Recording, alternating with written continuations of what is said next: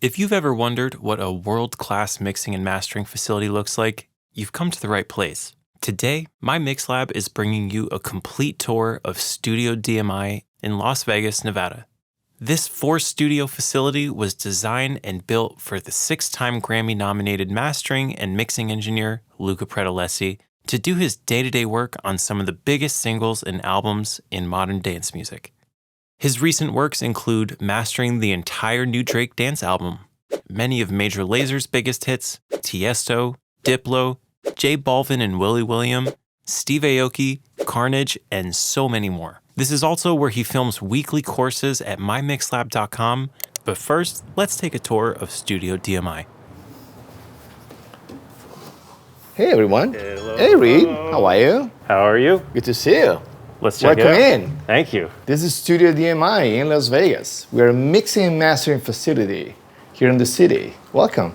Let me take you guys to Studio R, which is the only room in the building that is a multifunctional production space.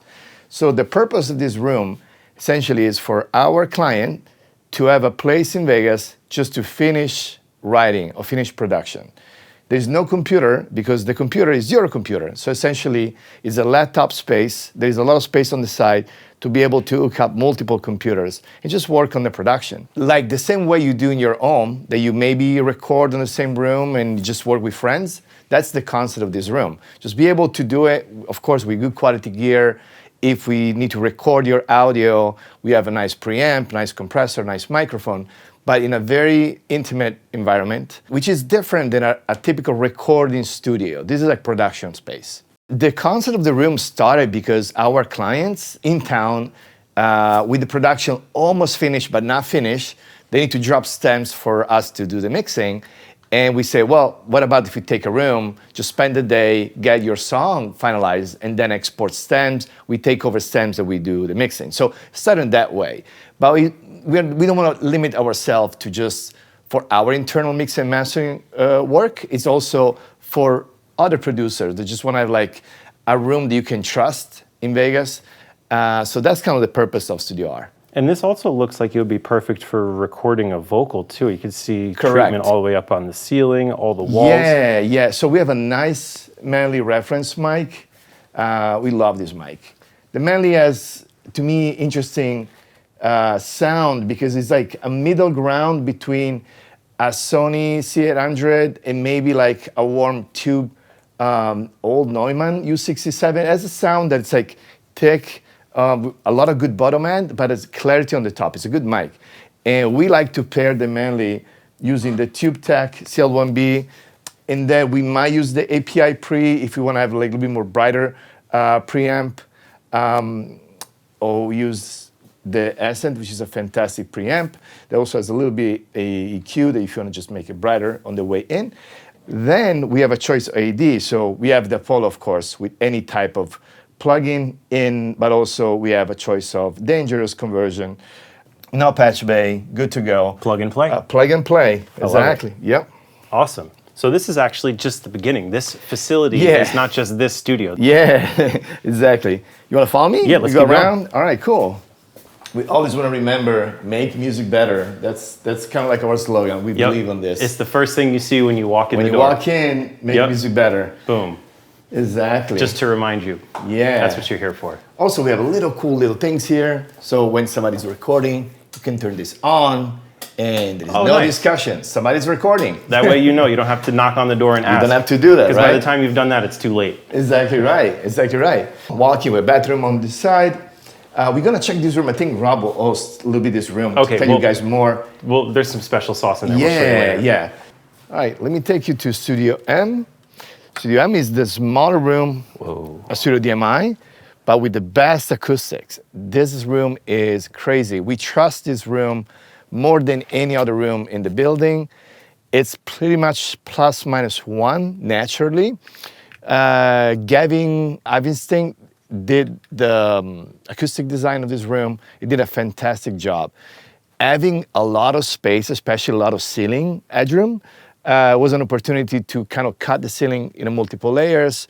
We have 3 walls, double walls, everything kind of floating, and we can feel, the best way to describe this room is nothing is coming back. So when you play low-end information like 40 hertz, 35, 45, you never have a feeling of waveforms or like in some way frequencies coming back to you. Everything goes, and then you just feel just the first point of contact between the speakers and yourself. Can you do a clap test for us? I just want to hear how dead it is in here. Let's do that. Wow. There you go. And the good feeling is you hear yourself in a different way because your voice is coming from you to your ears without reflection from walls or corners. I know, I can almost hear my thoughts in here. Right, yeah. So this room started with one purpose. It's like, okay, we're gonna do a prep for Studio DMI, any type of project in this room, which is it's just almost using like a lens or like a zoom in into anything that we are prepping. So any type of like clipping or phasing or distortion, we are able to catch it before we prep mixes. Now, because the room sounds that good, we start doing a lot of in-the-box stereo master in this room with great success. We also do a lot of post-production from Studio I. So when the song is approved and finished, we do versions, alternate versions, anything that the song need for distribution. So that's the purpose of this room. Very simple, no sub needed in this room. Oh, definitely not. I think these are some big speakers for a little room too. Actually, definitely. they are. And the key is not play loud, stay around 80 decibel in this room is enough. The sweet spot is very large. So if you sit on the couch or you're in front of the speakers, essentially you're hearing the same way. That's so important. We also choose a very small desk. Try to take really no space, no reflection points. Make sure the room can just behave and works in the best way without reflection. Everything again in the box, Convert 8 for monitoring, Monitor ST just to monitor our rough, reference, and final masters. Very simple. Again, the idea is to have a room that is like minimalistic and very effective. Absolutely, and this is just such a tight and comfy and also futuristic space. When you walk in here, you feel like you're walking into the cockpit of like a spaceship or something. This is when you work many hours, you don't even know what's going on. It's like morning, day, night. You probably saw this room in MyMixLab, multiple videos. We just like to shoot in this room. Just because the room, again, it's about the sound. You don't have no distraction from gear. We also tried different type of speakers in this room, and we found the horizontal position of the focal that just works best for this room. And this is just such a beautiful space and a fun place to listen to music too. It's almost like a room that emulates headphones instead of headphones that emulate a room. Gigantic headphone room. Yes, and again, it's so crucial to be able to have a very neutral, flat room that doesn't give you anything more than the actual sound that's being mixed. So there is a lot of problems when we're getting stems from producers. They may be mixing in a not traditional environment, and they almost have like a big shelf on the top if the room is too muted, or they have a big shelf on the bottom if they don't feel low end when they're producing. So this room allows us to be very, very flat, understanding the room has no sound.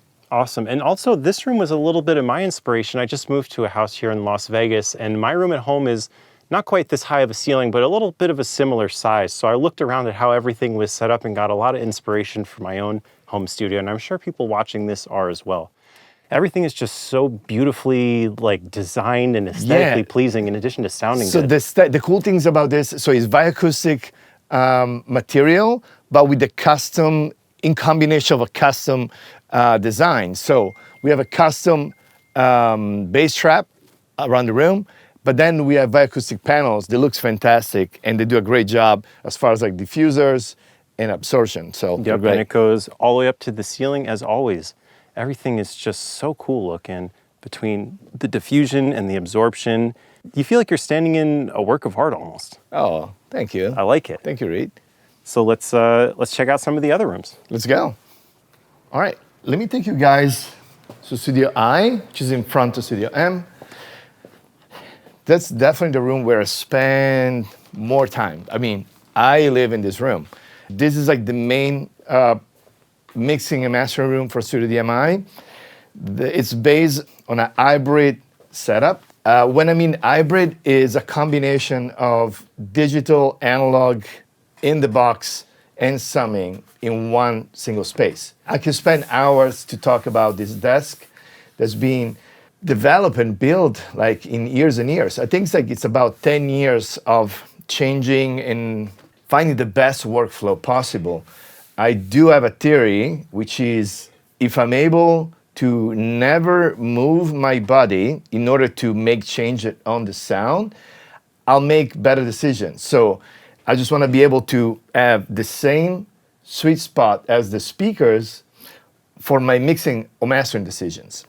And then over time, working on multiple songs, you almost build like a muscle memory where you're making decision and your hands, they're making a move without even thinking. So if the way I can describe it, when you're driving a car, if somebody asks you, so can you tell me what you did? You push the brake and then you turns, you say, yeah, I don't remember, I just did, Right. That's the same here. So you almost feel like if you grab a mouse to open a plugin, or if you turn like the black box saturation, or if you turn multiple devices, you do it in the state of flow. You're working and you're making decisions. So that's the idea on this desk. And now, is this desk a huge collection of individual plugins, or is this some sort of rhyme or reason to how everything is set up and positioned next to each other? There is a reason. So the center is literally the stereo bus and the control of the entire console. So the console is based on an SPL DMC that works on 3 different units. So the actual mastering console, the insert point, so where I'm able to insert every piece of gear into the stereo bus / mastering, if I do mastering, and then have a mass unit that I'm able to turn mid-side anything that I want around the desk. So that's kind of like my starting point. I do EQ with a DMI EQ on the stereo bus, and then I decide, okay, I want to just start with some compression. Then I go on this side, and then this side is the compression side. So we have the SSL, we have the sidechain 1. So based on the needs of the song, I can access to compression. And I can also flip the position of the gear, almost like imagine moving a plugin in a different way on your chain. I'm able to do it here using my inserts. So I can just place those inserts in a different place. So that's like kind of doing for you what a patch bay does in a lot of studios. Exactly. With the freedom to don't have the like 15 or 20 seconds to patch, unpatch, and move when you lose the perception. Okay, how was it? Here you can literally go on and off with no latency. That's very nice. That's very important. So going back to the desk is built with 32 channel of summing, divide onto summing devices, have a MyMixLab, which is like a very clean amplifier. Not really the purpose of summing is not to have a tone change from summing, it's just to have a control real-time audio of multiple track and gain a little bit of headroom when you have the entire drums, instead of sitting with bass, synths, effects, and vocal in one single bus, you have the space of the drums dedicated to 2-channel your DA. And then you have 2-channel your DA on your bass, 2-channel your DA on synth. So that's a way to gain a little bit of headroom. At that side. This side, it's a second summing from Dangerous that has 2 purposes. If I want to have the tone of the saturation of the pattern limiter that's beautiful of the Dangerous, I might sum my entire mix through this. If I want to combine in a hybrid way, I might do drums on this summing, and I do synth, effects, and vocal on the MyMixLab.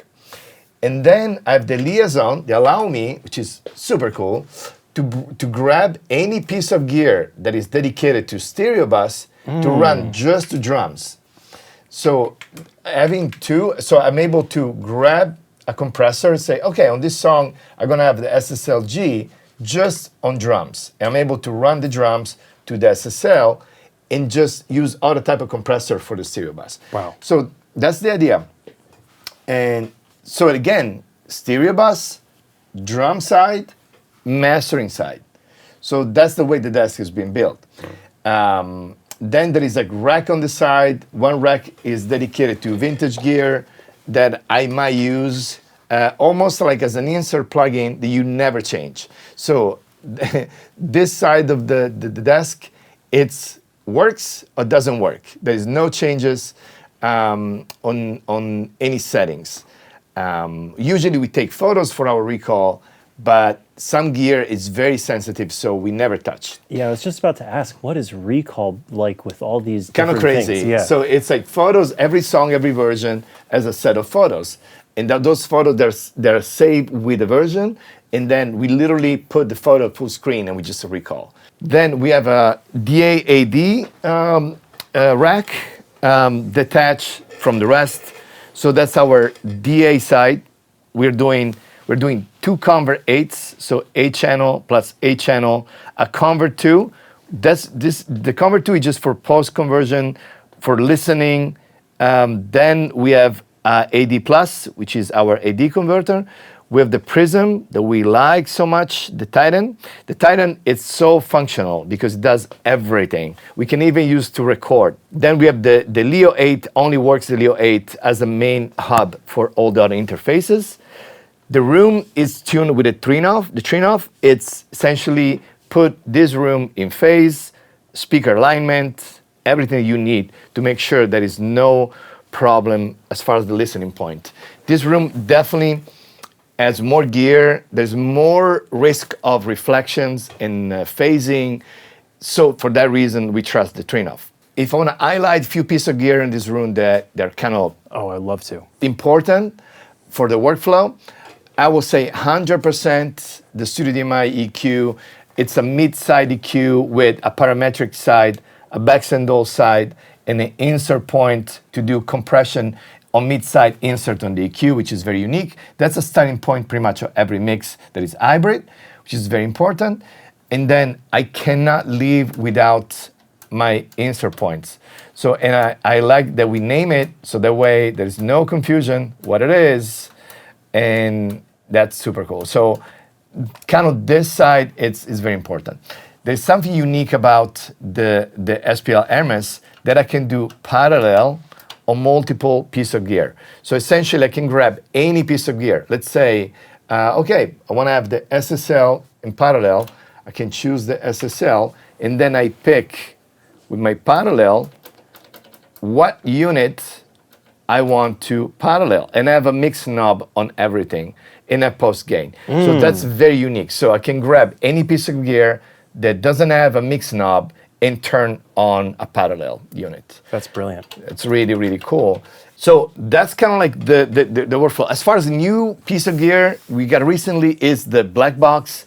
I love the plugin so much that I kind of dig a little deeper and I find out the black box is actually amazing. So parallel tube, very good to gain RMS level and control peaks, very good to create second harmonics, especially on bass music. On house music, you're getting a lot of nice lower mid-range from this unit. I love it. And also when it's cold outside, you can come here and then and then just warm up the room. Yep, it's nice during the winter, not so nice during the summer. Right, exactly right. We love using better makers. We have the limiter and we have the EQ. This is the Dart version, sounds even better. Ooh. I love it. Yeah, so that's kind of like our gear.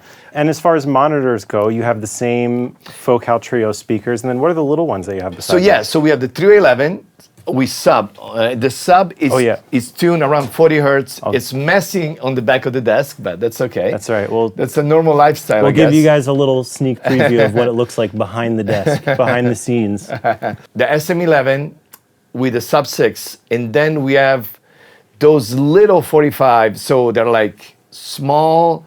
I actually like to use those without the sub on the side. So just to make a critical, like laptop computer type of listening. So it's like a Mixcube experience. A Mixcube experience, that's correct. Very nice.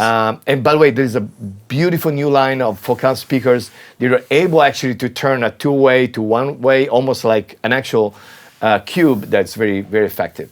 So This room is mainly for stem mixing, stem mastering. It's like an hybrid approach. Some cases I do a lot of use analog gear if I feel that I'm dealing with like kind of cold material that analog would really benefit. In other cases, it's just simply full in the box and picking maybe just drums to do analog summing and then print back in and just keep working in the box. Very nice. This room is absolutely epic, but I hear we have more rooms to see, and not only that, they keep getting better as they go. Let's go, guys. I'm Let's very go excited around. to see what's next. Yeah.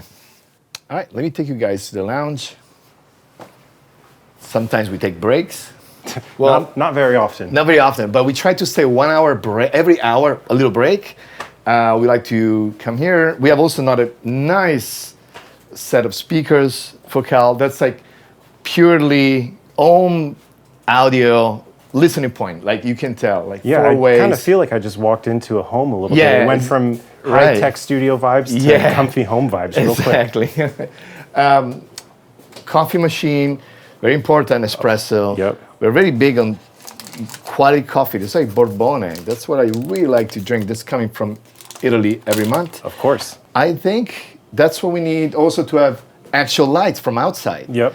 The studio has no windows, so this gives us a little bit of perspective. What's going on in the world right now? All right, so Amazing. just follow me. Just Wow, and then in here, this is really the grand finale. Hello, hello. What's up, guys? How you doing? We got Luca's assistant, Rob, here in the house. What's going on, guys? What do we have going on in here, Rob? Yeah, welcome to Studio D. This is our new Dolby Atmos room. I'm pretty sure we're the first one in Vegas, right, Luca? Yep. We're the first one in Vegas, at least for like, doing Dolby mixes and stuff. This is normally, Dolby Atmos is supposed to be 7.1.4, but we have it 7.4.4. So that's 7 surround, 4 subs, and 4 roof speakers. 744. That's like 15 speakers in total. I know, going it's in here. ridiculous almost. It's amazing. We have a lot of fun in here for sure. And you're mixing music in this format. These are artists having their songs transcoded from stereo into this 7.44 surround format, right? Yeah, so usually, at least the way that we do it here is that we'll do a mix or a mix and a master, and then we'll take the mastered multi-track, re-import it here, and literally just go to town, make it compatible for Dolby Atmos or spatial audio for Apple Music. Amazing. And so that's going to be a new streaming format standard, you're saying, in Apple Music. And a lot of people are choosing to have this done so that they can meet that new forward-thinking technology format. Exactly. So right now, like obviously having this as like a consumer product at home is a little hard. So the technology though is catching up for spatial rendering for like AirPod Maxes like these. And I bet cars are going to have good sound systems. That seems like a really easy place for them to like have it pre-set up for you correctly enough to offer this. There's not very many times in music history where like first it was mono, then it was stereo, then it was quadraphonic, then you know what I mean? Then it was 5.1, and now we're at a point where Dolby Atmos, or at least spatial audio, right, for 7.1.4 generally speaking, is gotten to a point where it's actually a feasible thing, right? Especially with the way that technology is moving now, where it can be like, I don't want to say faked, but it can be like Emulated. Emulated, yeah, Right. that's the word. It can be emulated in a much better way now instead of just feeling like weird, like Right. because there's a lot of times where emulations, at least in the past, did not feel right, but it's finally, technology is catching up to the point where this is just a brand new experience. And honestly, guys, if you can get into a Dolby Atmos studio, there is nothing like sitting in a room, because if you can see the speakers, they're all pointing into this listening position, and you're literally in the middle of the song. You're experiencing the song in a 3-dimensional way, literally. Awesome. And it feels amazing. So if you ever get a chance to hear music in surround sound, it is truly a different experience. You'd think having the vocal in the center when you have 2 speakers sounds centered, but man, it is a whole different ballgame when you have an actual middle speaker to put the vocal in. When I listened in this room, that was the very first thing I noticed.